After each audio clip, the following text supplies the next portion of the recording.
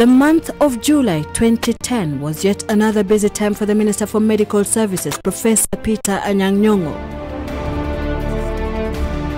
And then one day, in between his hectic schedule, the minister visited the NYONGO hospital in Nairobi for a routine medical examination. He was generally in good health and did not expect any surprises. But what he received instead was a big shock. The results showed that the minister had prostate cancer. Prostate cancer is cancer that develops in the prostate, a gland in the male reproductive organ. It wraps the urethra, the tube that carries urine out of the body. The prostate sits below the bladder, which holds the urine, and above the male sex organs. So when the urine leaves the bladder to be passed from the man's body, the urine goes through the prostate to come out. On receiving news of his condition, NYONGO was put on a hormone therapy in Nairobi for 3 months and then left for the United States of America for specialized cancer treatment in December. This development was not known to the general public until the 9th of January this year, when in articles published in the local dailies, NYONGO went public with his condition. In an article on the Standard on Sunday, NYONGO said, quote, "I'm currently undergoing radiation therapy at the University of California, San Francisco, Mount Zion Medical Center. Fortunately, it is one of the best prostate cancer centers in the world, with 2 very well-known specialists, a surgeon and a radiologist," end of quote. The idea of a public figure going public about a medical condition is rarely heard of in Kenya. Since then, NYONGO has continued to share his experience with the public at home, with weekly articles in the local dailies.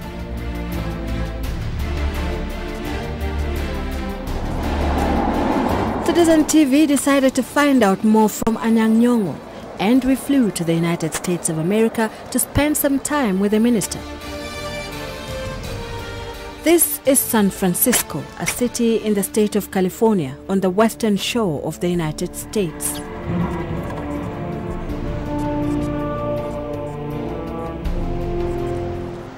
This is where NYONGO, accompanied by his wife Dorothy, has lived for the last 3 months.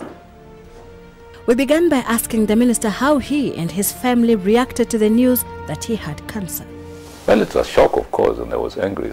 And I said, well, what is all this? But very soon I talked to my wife and the doctor and accepted this reality. And now the thing to do is to decide what to do, and as quickly as possible. His doctor at NYONGO hospital recommended that he should go to South Africa for treatment, but NYONGO declined, choosing instead to go to the United States of America. When the CT scan of the bone and body was done at Kingston Hospital in upstate New York, the staging determined that this was a maybe stage 3 cancer, which can easily be treated by either surgery or by radiation. Surgery would involve the removal of the prostate gland altogether, while radiation therapy, a process that involves the use of high-energy X-rays to destroy cancer cells, would require that radiations be beamed on his prostate gland. If you are doing surgery and you only remove the prostate gland, then afterwards it is discovered that there were cancerous cells around, you have to go back and now do radiation. I know a colleague of mine with whom we are having treatment, he had had his prostate removed, and then 8 months later he came back for radiation. Since arriving in California, NYONGO has been receiving treatment here at the Helen Diller Family Comprehensive Cancer Center. Housed within one of the nation's top biomedical research universities, the UCSF Helen Diller Family Comprehensive Cancer Center is a distinguished institution in cancer research,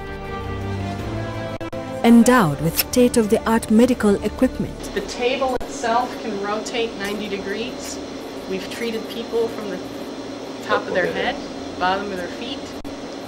The opening of the machine where the radiation comes out of changes shape, and that shape changes to spare normal tissue or normal organs in the body. The minister has been under the care of Dr. Mark Roche, the head of the center's radiation department.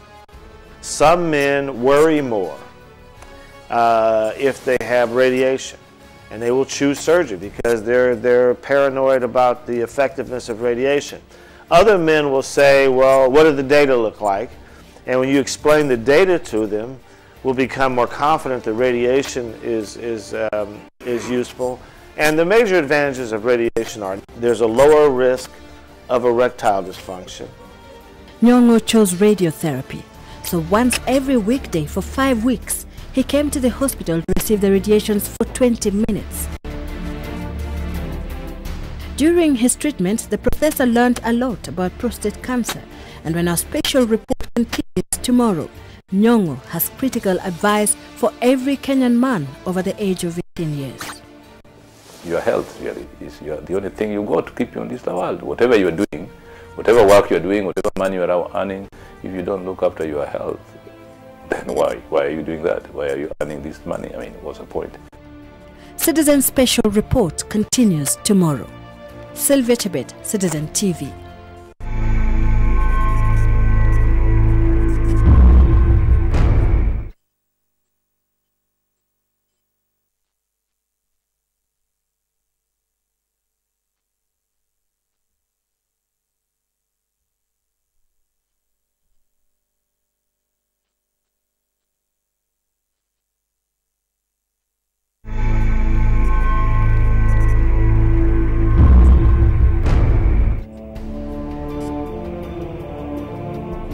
The decision by Kenya's Minister for Medical Services, Professor Peter ANYAN'G, to go public about the fact that he had been diagnosed with prostate cancer and that he sought treatment in the United States of America has brought into sharp focus the plight of cancer patients in Kenya.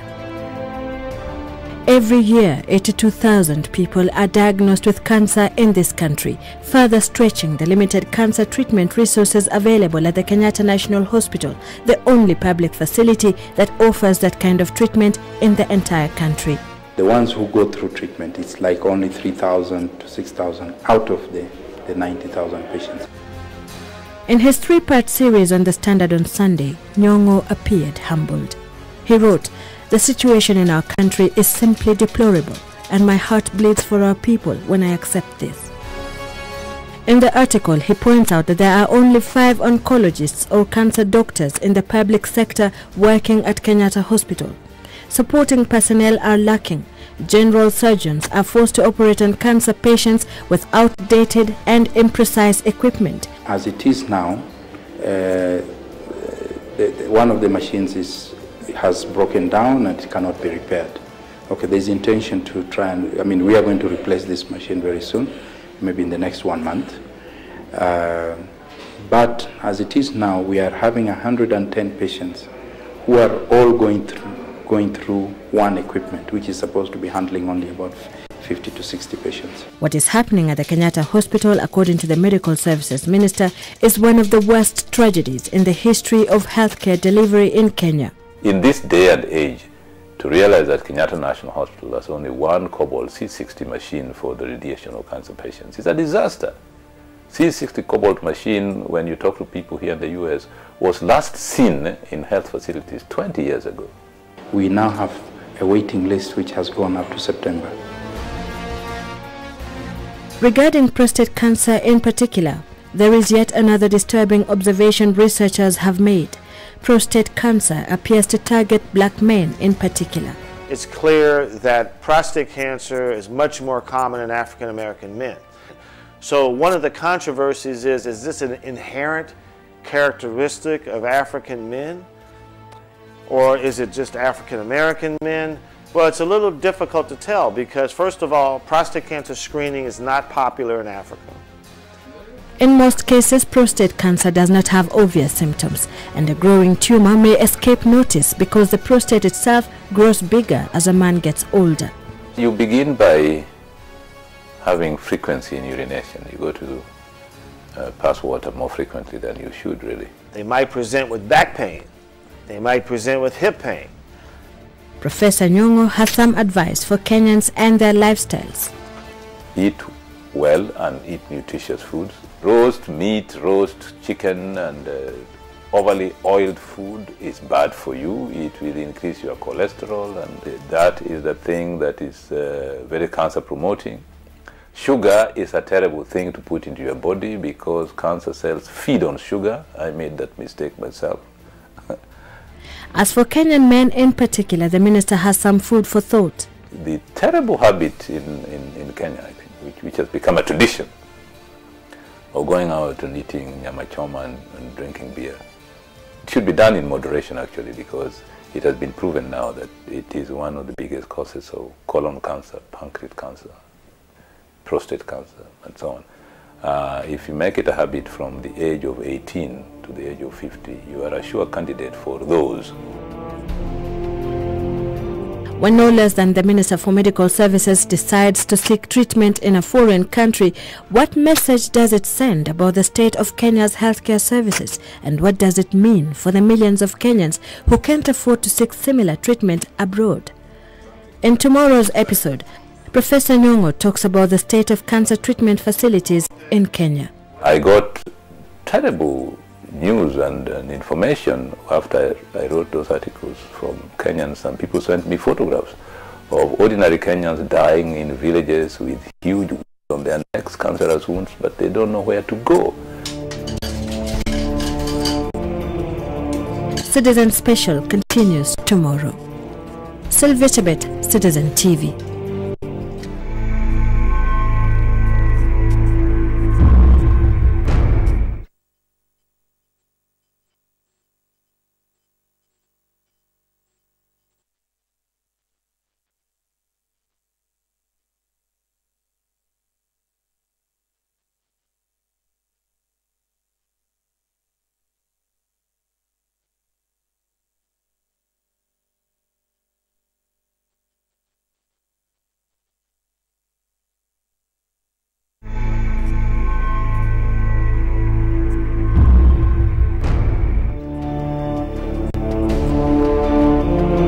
That Professor NYONGO opted to seek treatment in the United States and not in Kenya was a disturbing reality. It could be interpreted to mean that NYONGO had no faith in the services that he presides over as Minister for Medical Services. But rather than keep this fact secret, NYONGO went public with his condition and let everyone know that he had sought further treatment in California. So why did he go public? This is not a private matter. First, I'm a public figure. People will wonder, where is this guy? He's not been seen in the neighborhood for the last 3 weeks. It was not going to help me to tell them, look, I've gone for a holiday in California. For cancer treatment to be successful, all cancerous cells in the body must be destroyed, and so after a daily session of 20 minutes under the radiation machine, NYONGO's doctors concluded his therapy with a highly specialized form of radiation. At the end, they say, look, now we have done radiation for 5 weeks. We are convinced that the cells are killed, but there's a possibility that some stubborn cells are still lingering in there. What we want to do is do a Hiroshima on these cells, i.e. just bomb them to hell. Do carpet bombing a la Vietnam. For 45 minutes we want to release intense energy there that will wipe out any stubborn fellow still lingering there as cancer, and it will go. But of course it has a terrible effect on you, because having intense radiation for 45 minutes on the poor little prostate cancer is quite traumatic. So what it leaves you after that is that the whole area is traumatized. The quality of treatment that the minister received in the US is certainly one that cancer patients in Kenya can only envy. However, despite the poor state of cancer management in the country, NYONGO came to a realization that cancer reportedly kills 18,000 people in Kenya every year, need not a death sentence. I was very pained, really, just when I realized how treatable cancer is. One, if diagnosed early. Two, if you have the information. Three, if you can prevent it. And people needed to know what to do. Not every Kenyan was going to come to CSF to get radiation. It is very costly. So why don't I use this opportunity to let Kenyans know what is at stake and what we can do as a nation, as a government, as a people, to establish these facilities in Kenya so that they're accessible to those who need it. Early diagnosis is the best defense against the vicious cancer disease. Doctors say 30% of all cancers are 100% curable when caught at its early stages. People think of cancers as a death sentence, you know. And indeed, when I first told a friend of mine, he was driving, he stopped the car and wept for some time, then called me back. I thought things had come to an end. But yes, it can be a death sentence if one waits for too long and one is diagnosed for too late, yes. The problem in Kenya, though, is that cancer diagnostic services are non-existent everywhere except in the capital, Nairobi. Really, our diagnostic equipment, right from dispensaries to the national level, leaves a lot to be desired. In this day and age, to realize that Kenyatta National Hospital has only one Cobalt C60 machine for the radiation of cancer patients is a disaster. C60 Cobalt machine, when you talk to people here in the US, was last seen in health facilities 20 years ago. And now they have advanced to much more precise, much more scientifically designed equipment to deliver radiation.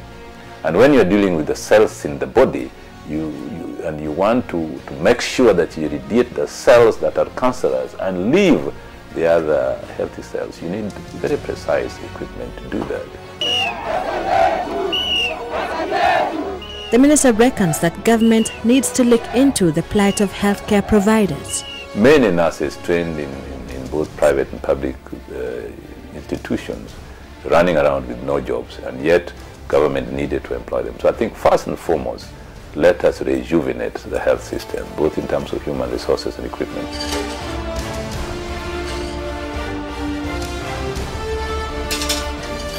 The minister's experience could be a blessing in disguise for Kenya, as it is likely to have an impact on the future of the nation's healthcare services. Top in NYONGO's agenda now is to set up a cancer foundation, as well as a national medical center, which he says will be a point of reference for all hospitals in the country. In establishing this medical center, it will have to be a public-private initiative, so that all of us come together to see how do we focus in having an institution of excellence that can help us relate to the world, so that when somebody like myself need prostate radiation, cancer radiation, I don't need to come to ECSF.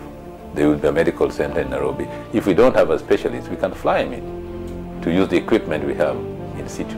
In one of his articles, NYONGO wrote, "In the event that such a center is established, it will give us the opportunity to import all the experts we need to treat our patients at home rather than export our patients to them." You know, this is China. In the final episode of our series tomorrow, NYONGO admits that his experience has caused him to reflect deeply about life in general. Your health really is the only thing you got to keep you in this world. Whatever you're doing, whatever work you're doing, whatever money you're earning, if you don't look after your health, then why are you doing that? Why are you earning this money? I mean, what's the point? Citizen Special continues tomorrow. Sylvia Chebet, Citizen TV.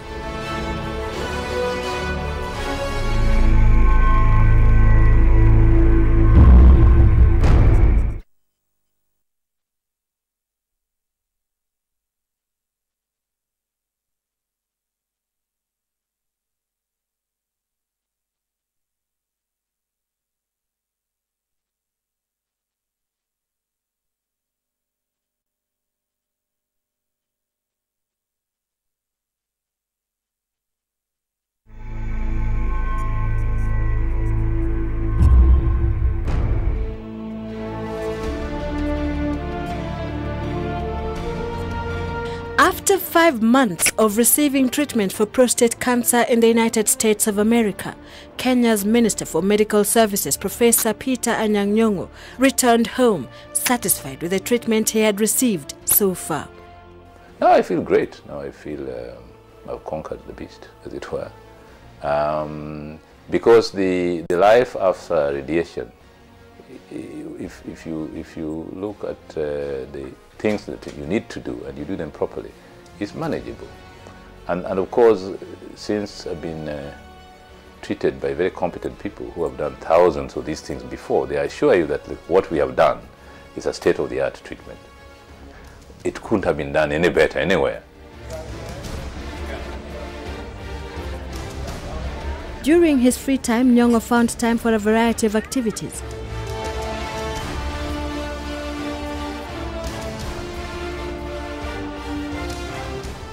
Occasionally, he gave lectures in different universities in California, every time reminding his audiences of the perils of poor lifestyle habits. The rich and better off sections of society, while having sufficient resources to eat well and live healthier lives, have a rather unfortunate interpretation of what good diet is. Plenty of roasted meats and beer to push it down is the affluent man's pastime a good part of the week.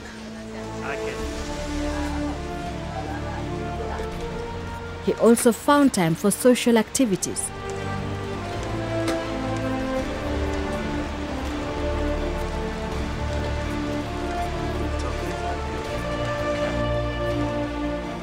Meanwhile, enjoying the sceneries of San Francisco.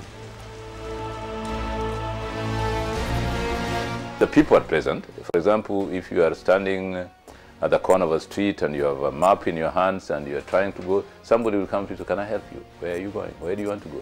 They are very pleasant people, but of course it is also a very interesting city in the sense that it has all kinds of lifestyles, I'm telling you. And there are more dogs than children in this city, and dogs are paid specific attention.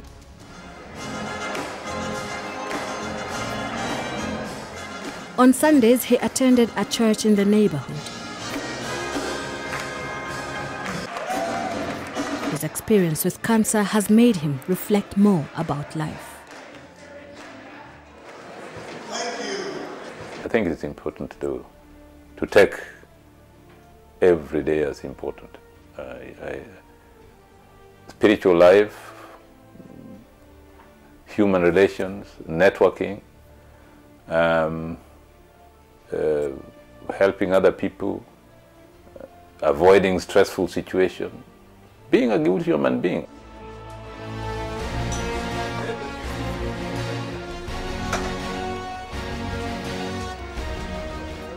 NYONGO says rather than kill his political career, his battle with cancer is going to have a positive impact on it, even when he departs from elective politics. My career from now on will be very focused in terms of, better focused in terms of public policy than before. I mean, I think I've been pretty focused since I was Minister for Planning and National Development, but this experience has even introduced a sense of urgency as to certain things that we want to do. One of the things that I want to do as soon as I go back to Kenya is to establish a National Cancer Foundation and to ensure that the cancer policy, which is now in Parliament as a form of a bill, is passed before the UN General Assembly on non-communicable diseases. NYONGO returned to Kenya last Sunday, inspired by his experience to fight even harder for the improvement of medical services in Kenya. Following what I went through, I prayed to God and said, let us have